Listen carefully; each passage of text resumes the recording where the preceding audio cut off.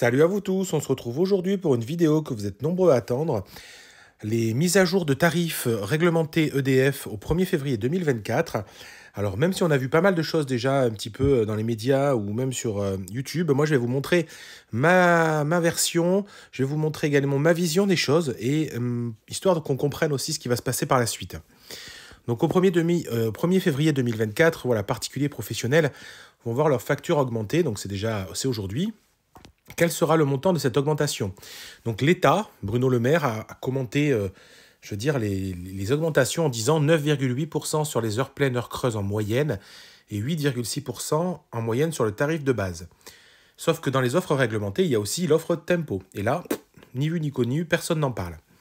Pourquoi cette hausse? Cette hausse, il faut se dire une chose, c'est pas lié au tarif réel du marché, car le tarif du marché aujourd'hui s'est écroulé. C'est-à-dire concrètement que les tarifs qu'on a connus très hauts maintenant il y a 2 ans, depuis 2 ans en fait, les tarifs sont revenus quasiment à la normale. Sauf qu'au final, en France, on a un projet, c'est de financer les énergies vertes et de financer les énergies nucléaires, et ça coûte beaucoup de milliards, et donc effectivement, il faut venir chercher cet argent-là. Et donc c'est par le prix de l'électricité qu'on va aller le récupérer. Donc voilà la raison aussi de ces augmentations. Maintenant, c'est l'augmentation qui a lieu au 1er février, comme on se l'est dit. Et qu'est-ce que c'est en fait? En fait, c'est une taxe qui avait été baissée. Et donc, effectivement, le bouclier tarifaire de l'État nous avait protégés, il faut le redire quand même, sur cette période, qui avait été baissée pour amortir en fait l'augmentation du prix de l'électricité. Donc en fait, cette taxe, comme elle avait été baissée, tout simplement, c'est des impôts. C'était l'impôt des Français, autres qui servait à payer ça crée du déficit, en fait, globalement.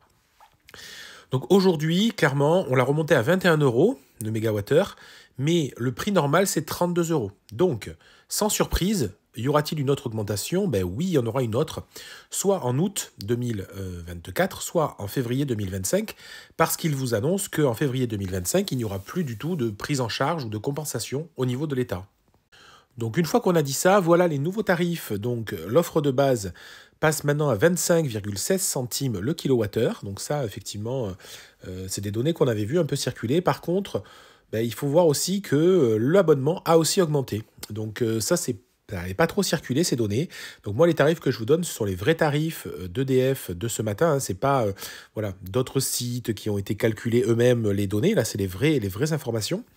Et donc, effectivement, on a l'abonnement qui augmente aussi et forcément le prix du kilowattheure. Donc, on va regarder après les pourcentages que ça fait parce que là, je voulais juste vous présenter ça. Également, la partie heure creuse, heure pleine. Donc, ça y est, les heures creuses passent aussi la barre des 20 centimes. Donc, c'était toujours un peu moins cher, mais là, on voit que ça augmente. Et attention, les heures pleines sont maintenant à 27 centimes. Donc, ça commence vraiment à s'approcher des 30 centimes tranquillement. Donc, ça commence à faire très, très, très cher. Donc si on regarde l'offre tempo, qui effectivement est l'offre qui était la plus compétitive ces derniers temps, où des centaines de milliers de Français ont basculé, moi j'en ai beaucoup fait la promotion en fait sur les réseaux, c'est l'offre que j'ai chez moi. Donc on voit effectivement qu'il y a des augmentations de 2 centimes, parce qu'en fait, tout ça, ça correspond environ à 2 centimes par kilowattheure, quelle que soit l'offre. C'est comme ça qu'il faut l'analyser. C'est pour ça que ce n'est pas linéaire, l'augmentation. On n'a pas augmenté de 10% chaque ligne. Par contre, on a augmenté en gros de 2 centimes, alors j'arrondis, mais de 2 centimes chaque offre. Donc forcément, l'EDF bleue, qui était, elle, un petit peu à 10,56 centimes, ça le fait passer à 12,96. Donc forcément, ça va faire une sacrée augmentation proportionnellement si on le calcule. Donc le tableau le plus intéressant, c'est celui-ci. On voit que si on regarde l'offre de base, les augmentations effectivement du prix de l'abonnement va de 1,69% à plus 0,68%, donc tous les abonnements augmentent un peu. L'offre de base augmente de 10,54%, alors ce n'est pas les mêmes chiffres que ce que l'État nous a annoncé, parce qu'ils ont dû s'amuser à faire une espèce de moyenne un petit peu incompréhensible. Mais la vérité, c'est que votre prix du kilowattheure a augmenté de 10,54% aujourd'hui, et c'est déjà ça pour l'offre de base. Sur l'offre heure pleine, heure creuse, c'est pareil, on a 9,76% d'augmentation sur le prix du kilowattheure heure pleine et 13,13% sur les heures creuses.